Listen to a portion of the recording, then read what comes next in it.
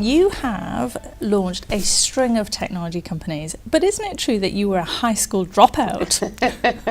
Everyone loves the sensational angle on that. That's it. It's true. No, I did. I left school at 16. I had glandular fever for a year, and I didn't want to go back and repeat the year. So I said to my mum, I'll get a job, and she said, okay, as long as you do. But that afternoon I had an interview, and I started my first job in the tech industry at 16, working for Information Tools, which was a software company. So how did you move from there to actually launching your own business? Well, I'd been in that company for a couple of years, and then I went to work for Nike New Zealand, and I worked for a web development company after that. And when I was within that web development company, I learned a lot about setting websites up and also the enormous growth that was happening in that space. Yeah. Think back 1999, people didn't really have websites at that stage, very much in its infancy.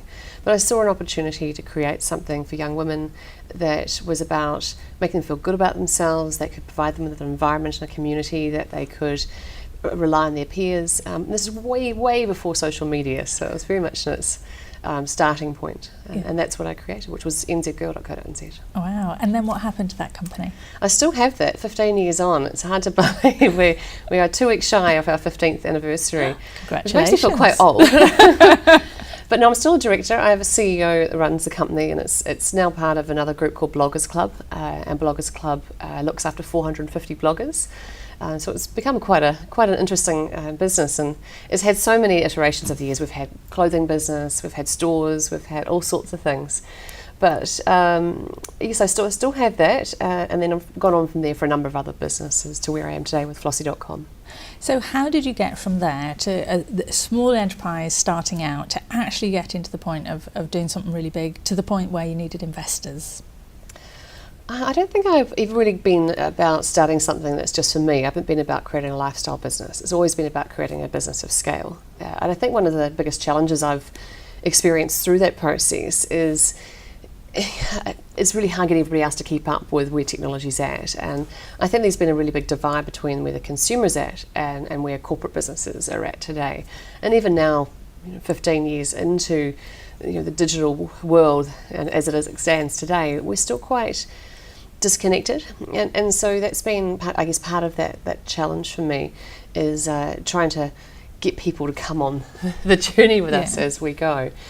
But it's always been the vision, is to create something of scale, and I think we're now ready. I think the New Zealand is ready to be able to take on these things, and we're developing some extraordinary businesses from here that are going to the world. Look at Xero, look at Vend, look at Geop. There's so many cool stories. Yeah. So what is the next step? How do you get to the scale you're looking towards? Look, it's a hard process because there's no blueprint for this. There's no roadmap or anything set to you and said, this is how you go about it. You're completely and utterly making it up as you go along. And I find that really exciting. Most people, that scares the living daylights out of them.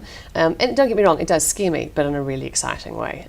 And so my job as the CEO of the company is to guide the team to help us do that growth. So we have a vision of what we want to create, and it's about breaking it down. Really at the end of the day, if you know where you want to go, then it's just about being able to say, how do I bring those steps down into sort of bite-sized pieces? I like to call it, how do you eat the elephant? Yeah. One piece at a time. Yeah. And there's actually a pink elephant that sits on my desk. And in the technology space, a lot of people wouldn't even understand how a digital business works. What insight can you give us on that?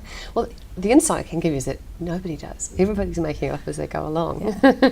And even the guys that know lots and lots about this space, there's still so much more to learn, and every day things change. Yeah. So I like to call it get on the train. As long as you're on the train, then you can go with it in the various destinations of where we're going to go. But if you refuse to get on it, you are going to get left behind.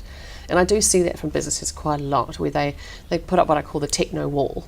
And as soon as someone says anything to do with technology, the wall starts coming up, and they'll do something like, I don't like technology, as their defence mechanism to that, and refuse to have conversation. It's a pretty dangerous game to play, I think, in today's world, where it's not going away. It's not a fad. It's not just a trend. Yeah. It's fundamentally changing the way that we interact with each other. And then what's more advanced than that? What are the next phases for people? So if you're there saying, well, okay, I can use a smartphone, what next? Well, from a company's perspective, it's about thinking about being customer-centric. Yeah. So when I was in Napier last week speaking to the council and down there, it was all about how do you recognise that digital today is about relationships and communication. It's about being able to say, I'm okay with the fact that there's a one-on-one communication that could happen between myself and my customer, and that could happen then on a mass level as well.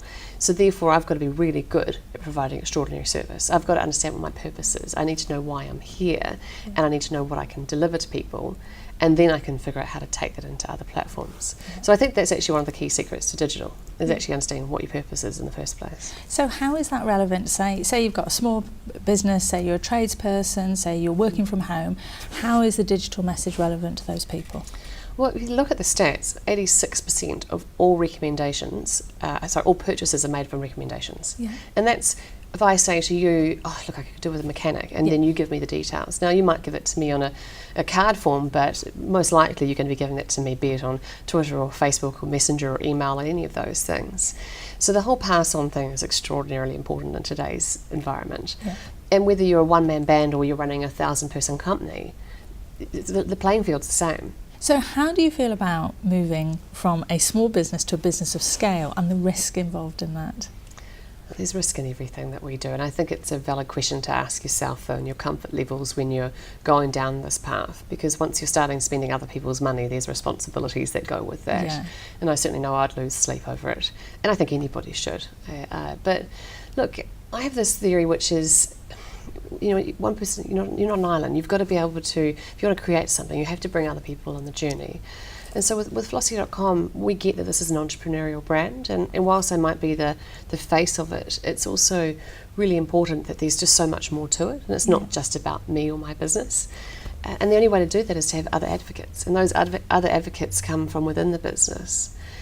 And then within there, it's about saying, I would rather own less of something worth more than more of something worth less. And it was a lesson I was given very early on by one of my first investors, Lloyd Morrison.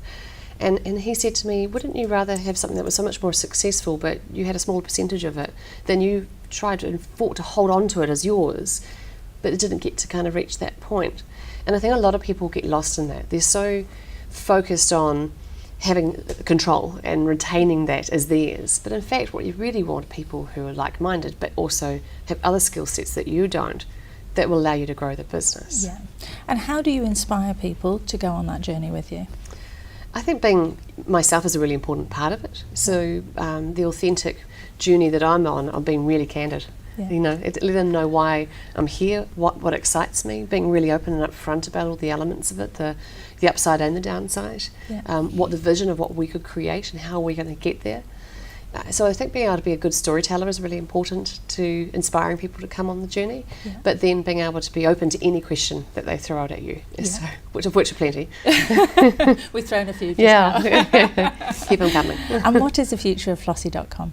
Well, we've created Flossy Concierge over the last few months, so it's quite a significant pivot. We started in a voucher-based model. We come in and buy quiet time from us for salons and spas, so it might be a quiet Monday and Tuesday, and you could get a cheaper price for buying that versus a Friday, Saturday. We've pivoted over the last few months into a mobile version of Flossy Concierge, which is really taking the insight that the consumer is really busy. I don't have enough hours in the day. I don't want to play phone tag. I just want to say, I want who wants me. So the app allows you to pick up your phone and say, I'd like to get a haircut this afternoon or tomorrow.